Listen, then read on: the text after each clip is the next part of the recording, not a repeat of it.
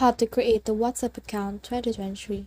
Hi guys, so in this video I'll teach you how to create the WhatsApp account 2023. So if you want to learn how it's done, just watch this video until the very end. It's just pretty quick and simple, so let's go. So to do that, let's open WhatsApp right here. You can download it on your Play Store or App Store depending on what you want to download it on your device. So in here, just enter your language that you want to get started and click on this arrow right here. Then from here, you can see your welcome to WhatsApp message. So just click on agree and continue right here.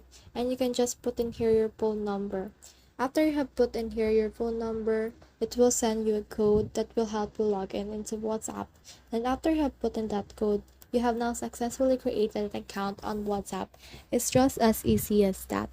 So that's the whole process. I hope this video helped you to create the WhatsApp account. If you have questions or comments, kindly put in the comment section below.